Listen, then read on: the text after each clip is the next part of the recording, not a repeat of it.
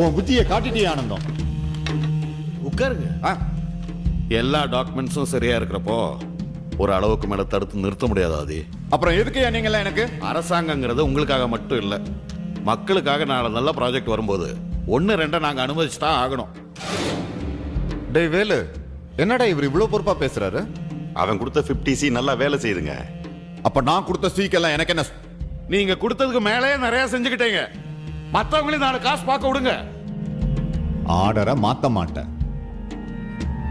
மாத்த முடியாது, எல்லாம் சரியா இருக்கு. ஜியோவும் போட்டாச்சு. உங்களையே மாத்திட்டா, உங்க ஆட்சியே தூக்கி போட்டுட்டா,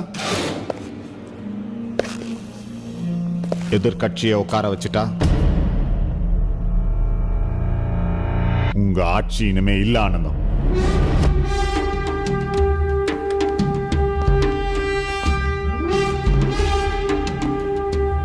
நமச்சிவாயம், சட்டசபையில் ஒரு நம்பிக்கையில்லா தீர்மானத்துக்கு ஏற்பாடு செஞ்சிருக்கேன். எவ்வளவு செலவானாலும் சரி.